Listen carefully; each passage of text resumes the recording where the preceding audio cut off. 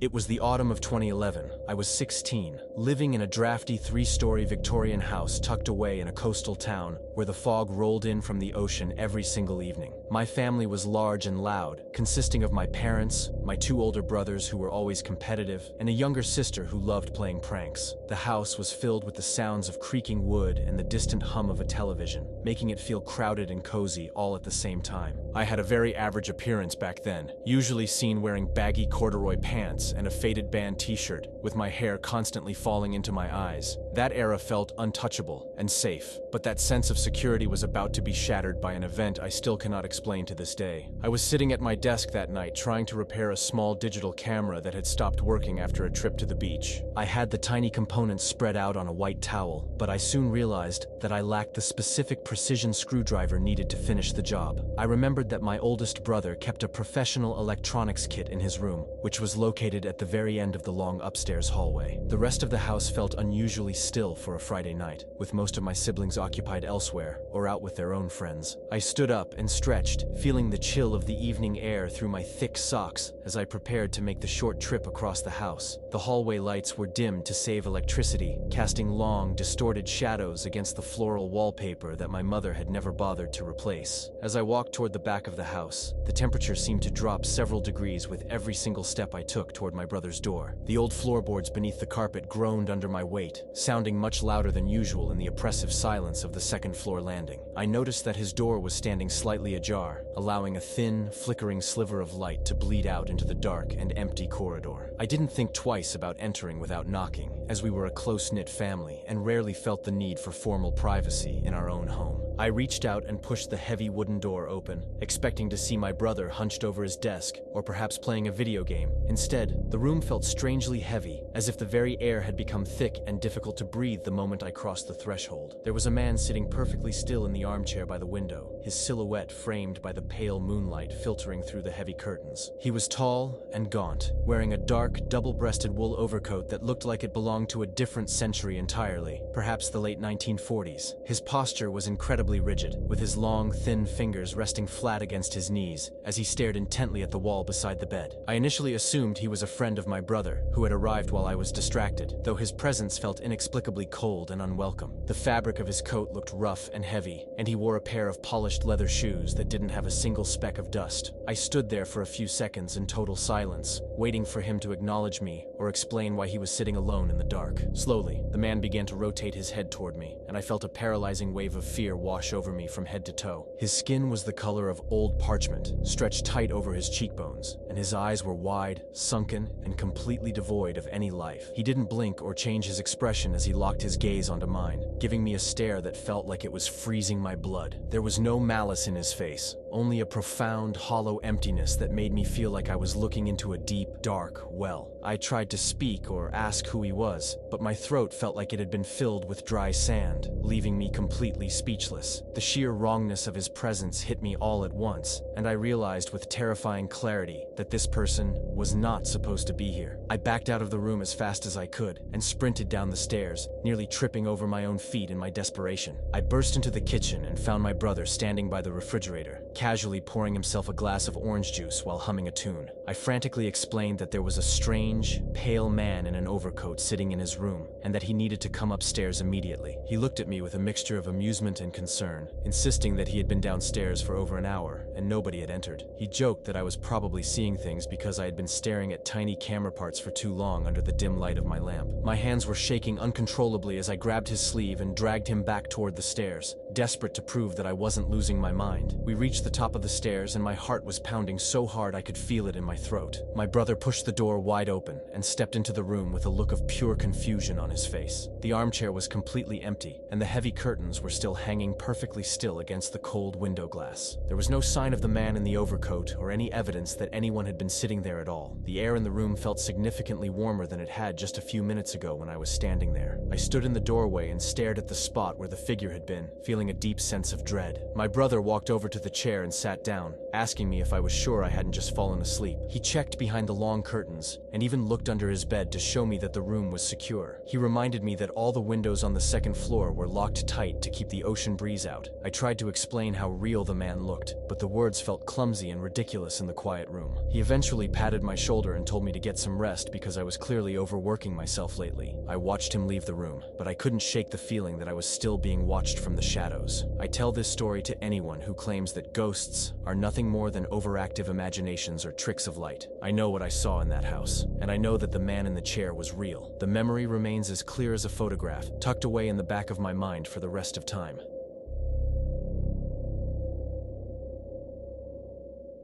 The house was an old, two-story place where the wind always hissed through the trees. I moved in with my cousin about 6 months ago to save money, and at first, everything seemed totally normal and fine. We spent our evenings in the living room, usually ignoring the strange creaks and groans that you expect from an old building. My cousin worked late nights on old clocks in the basement, and he started noticing that his tools were moving around on their own. We joked that we were just being messy or tired, but deep down, the atmosphere in the house started to feel heavy and cold. It felt like the air changed whenever we walked into the hallway, but we kept telling ourselves there was a logical reason. One Tuesday night, I was upstairs folding laundry and listening to music when something truly terrifying happened right in front of my eyes. A heavy mirror that was bolted tightly to the wall suddenly flew across the room and smashed into pieces against the furniture. I checked the news for earthquakes, but there was nothing, and the wall showed that the metal screws had been snapped off. My cousin came upstairs and looked at the mess with a pale face, suggesting we use an old wooden spirit board from the attic. This board had been in our family for a long time,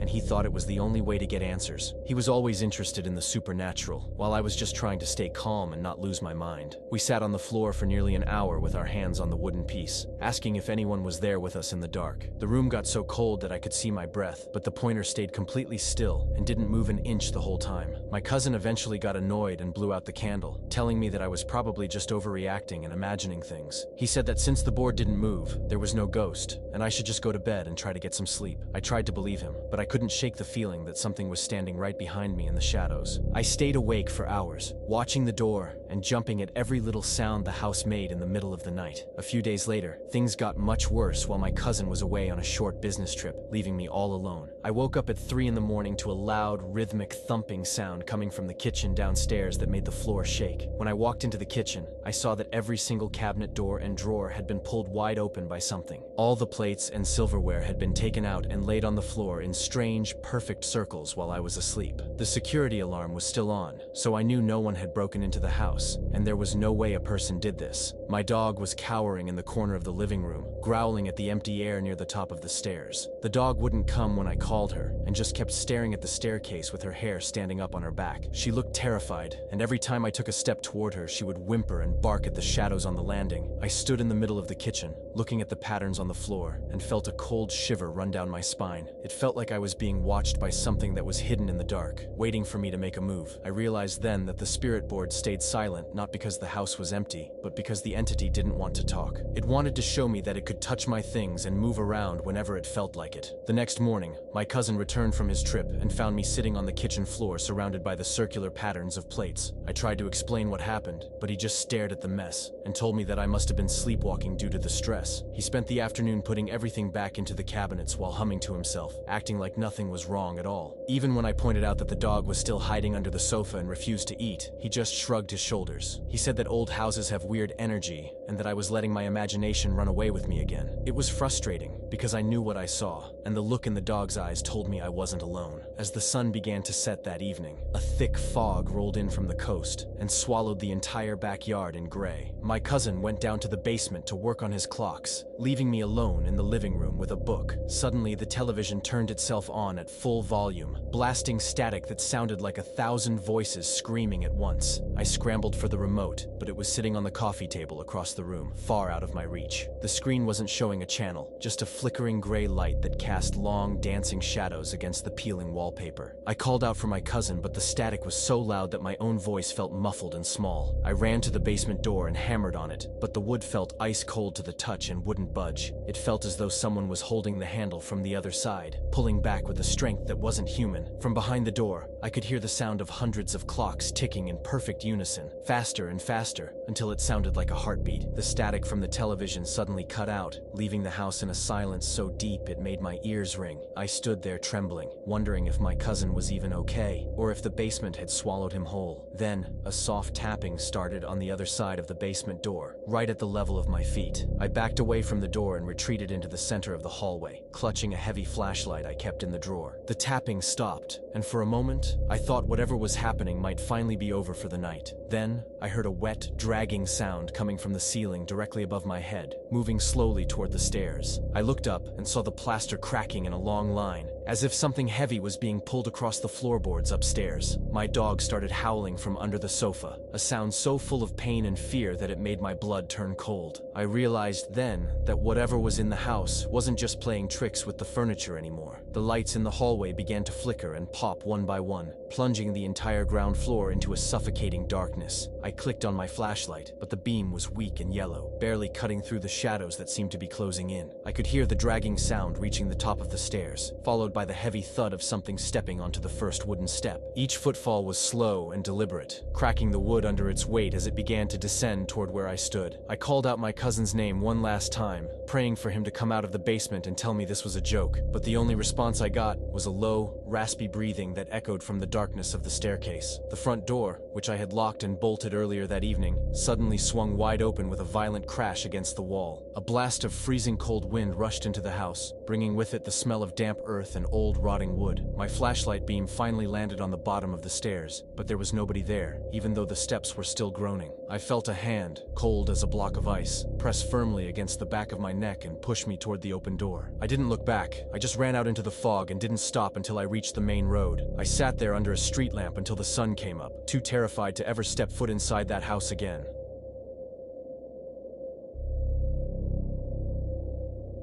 It was the fall of 1994, and I had just moved into a small basement apartment in an old part of town. The house was huge and made of wood, and it always seemed to make creaking sounds whenever the wind blew outside. My landlord was an older woman who lived on the floors above me, so we had our own separate living spaces. My place was down low, so it stayed pretty dark and had a weird smell of old dust and damp earth. Even though I tried to make it look nice with my own furniture, there was always a cold spot in the corner. I never really felt like I was truly alone in that bottom unit, even when the doors were locked. The laundry area was in a separate little room at the back of the basement that felt even older than the rest of the house. It had thick concrete walls and no windows at all, so it was pitch black if you didn't have the light on. To get to the washer, you had to walk down a few stone steps into a cramped space that felt like a cave. The light bulb in there was old and it would buzz or flicker whenever I tried to use it during the week. I hated going in there at night because the air always felt heavy and much colder than the other rooms. It was just one of those places that made you want to finish your chores and leave quickly. One afternoon, I was home by myself and decided to head back there to wash a load of my work clothes. The house was totally quiet because my landlord had gone out to run some errands for the day. When I opened the heavy door to the laundry room, I felt a sudden chill that made me shiver right away. I reached out to find the light string, but I stopped when I heard a very quiet sound coming from the dark. It sounded exactly like a little boy crying, and it was coming from the floor near the water heater. I stood there frozen in the doorway, listening to the soft, sad sobbing echoing off the cold walls. I was scared, but I also felt bad because the crying sounded so real and so full of genuine sadness. I stayed in the doorway and asked the darkness why the little boy was crying and if he needed any help. A small, shaky voice came out of the shadows and told me that he was crying because he hated being in the dark. The voice was very thin and high, and it sounded like it was coming from someone who had been lost for a long time. It didn't sound like a prank or a recording. It sounded like a child who was truly terrified of the shadows. I felt a lump in my throat because the sound of his voice was so lonely. I didn't want him to be scared anymore, so I told him I would go get a light to help him see. I backed out of the room quickly and ran to my bedroom to grab a small plug-in nightlight I had in a box. My heart was beating fast, but I kept telling myself that I just needed to help this kid who was stuck in the dark. I hurried back to the laundry room, still hearing the soft sobbing coming from the corner near the machines. I told him I was back and that I was going to turn on a light so he wouldn't be afraid. I reached down to the floor and plugged the small light into the wall outlet. As soon as the orange glow of the nightlight filled the corner, the crying stopped instantly, like someone had flipped a switch. I looked around the small room, but there was absolutely nobody there except for me and my laundry basket. The dust on the floor hadn't been moved, and there was nowhere for a real person to hide in such a small space. I stood there in the silence, staring at the empty corner where the voice had just been talking to me. It was the most unsettling feeling I had ever experienced because I knew I wasn't imagining imagining that sad little voice. I left the light plugged in and walked back to my kitchen with my hands shaking. Later that evening, when my landlord finally came back home, I could hear her moving around in the kitchen directly above my head. I couldn't stop thinking about that empty corner and the voice that sounded so real, so I decided to go upstairs and talk to her. I didn't want to sound like I was losing my mind, so I just asked her if any children lived in the house before I moved in. She looked at me for a long second, her face getting very pale and serious as she set down her teacup on the wooden table. She told me that many years ago, long before the house was split into 2 apartments, a young couple lived there with their 5-year-old son. She said the boy was a sweet kid, but he had a terrible fear of the dark and always needed a light on. She explained that back in the late 70s, the little boy had caught a very aggressive fever that wouldn't go away no matter what the doctors tried. Because the local clinic wasn't equipped for such a serious illness, they had to rush him to a large hospital in the next town over. He spent his final days in a sterile, white room, hooked up to machines that hummed just like the light bulb in my laundry room. My landlord whispered that the saddest part was that he passed away in the middle of the night while the power was out during a summer storm. He died in total darkness, miles away from the home and the bedroom where he felt safe and protected. His parents were so heartbroken that they moved away almost immediately, leaving the house to sit empty for a long time. As she spoke, a cold shiver ran down my spine, because I realized the boy's spirit must have come back to the place he knew best. He wasn't trying to scare me. He was just a lost child who was still looking for a way out of the shadows he died in. I thanked my landlord for the information and walked back down the stairs to my own quiet, dim apartment. I went straight to the back of the basement and stood in the doorway of the laundry room, looking at the small orange glow of the nightlight. The air didn't feel heavy or freezing anymore, and the constant humming of the pipes seemed to have calmed down into a peaceful silence. It felt like the house was finally breathing a sigh of relief after holding on to that sadness for so many decades. I decided right then that I would never unplug that little light, even if it meant my electric bill went up a few cents every month. For the rest of the year that I lived in that basement, I never heard the crying again, and the cold spot in the corner completely vanished. Sometimes when I was doing my laundry, I would leave a small toy or a colorful marble on top of the dryer, just in case he was still around. Each time I moved them, I felt a sense of peace, knowing that the little boy wasn't sitting in the pitch black anymore. It taught me that not every ghost story is about something evil trying to hurt you. Some are just about someone looking for a bit of comfort. Eventually, I moved out to a bigger place, but I made sure to leave that nightlight plugged into the wall for the next tenant.